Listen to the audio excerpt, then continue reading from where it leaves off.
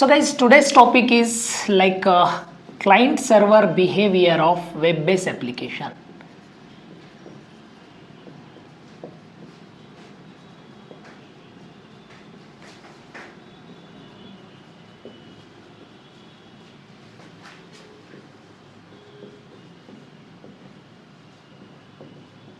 What is this? Client server behavior of web-based application. Means what? Look here. Some web-based applications are there, for example, Amazon, even Flipkart also. Actually, these are web applications, but still they are providing small piece of code in your laptop and mobile phones. It means what? They are acting as a client server applications, because what is the speciality of web-based applications here? All the three layers are present at the server side, but still they are providing UI of application into the laptops or user system. Okay, now look here, what is the client server behavior of application here? For example, here is Amazon server, here is Amazon server. Amazon server in the sense, to handle Amazon there is one particular company, so that is called as Amazon server.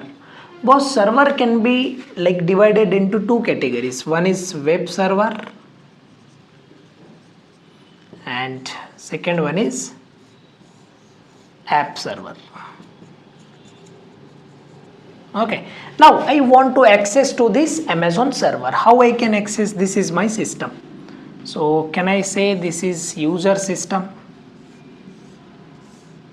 So this is users system. So in my user systems or in my system, I have one browser. You can take any browser. I am using here Chrome. Okay, now I need to enter the address of application, means web URL I need to enter here. How I can enter then? https www.amazon.com. Boss, the moment I enter https, it means web URL inside the browser, then directly the request can goes to the web server of application.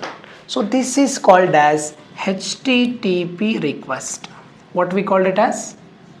HTTP request. And this HTTP request, first it is like directly what we can say sent towards the web server, and web server will accept this HTTP request from the user and redirected it to the app server, and we will get like response from app server to web server.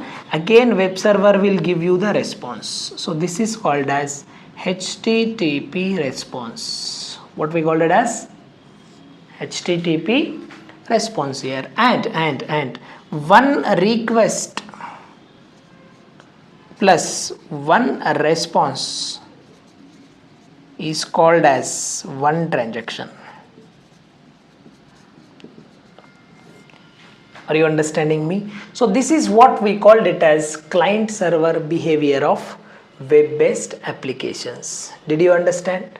Okay, done.